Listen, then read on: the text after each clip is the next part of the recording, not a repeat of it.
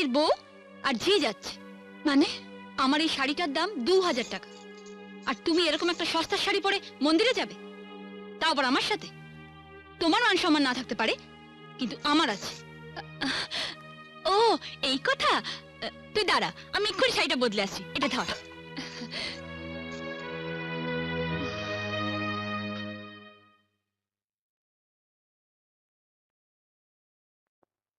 টিয়া আমি রেডি, ঠিক আছে? এ কি, এটা তো আমার শাড়ি। তুমি পরেছো, তোমার লজ্জা করছে না? খোলো। দামি শাড়ি পরার যখন অতই শখ, নিজের বরকে বলো না কিনে দিতে। সে মূলত নেই, ভিখারি কোথাকার। কি বলছিস তুই টিয়া?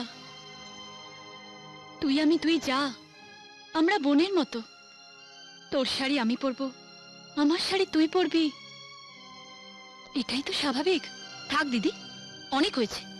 আবার না বলে বসো তোমার বরকে আমি রাখবো, আমার বরকে তুমি রাখবে, সেটাও স্বাভাবিক। টিয়া, কি আবার চোখ রাঙানো? খোলো, খোলো বলছি আমার শাড়ি। টিয়া, আমার শাড়ি ছেড়ে দে। টিয়া, ছাড়ো আমাকে। খুলে দাও আমার শাড়ি। দাও আমার শাড়ি, বলেছো। খোলো, খোলো। টিয়া, খুলে দাও আমার শাড়ি। কি হলো? শাড়ি কেন খোলো? টিয়া, শাড়ি দিয়ে দাও। দিয়ে দাও আমার শাড়ি।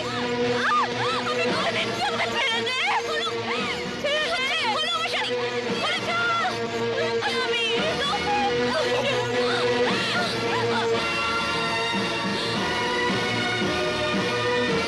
টিয়া, ওঠ। তুমি আমাকে চড় মারলে, আমার গায়ে হাত তুললে। হ্যাঁ তুললাম, ইচ্ছে করছে তোমার সাথে সম্পর্কটা শেষ করে দিতে। ভবিষ্যতে কোনো দিন যদি আমার দেবীর মতো বৌদিকে তুমি অপমান করো, তাহলে তোমাকে আমি জ্যান্ত পুঁতে ফেলবো। আমাকে তুমি বুঝে ফেলবে। আমি এবারে থাকবো না, কিছুতেই না, কিছুতেই না।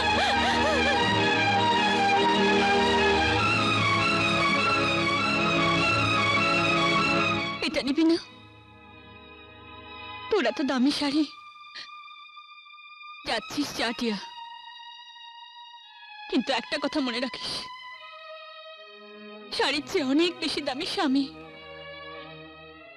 তার দামের হিসেব করতে গিয়ে নিজের সংসারটাকে ভেঙে ফেলিস না।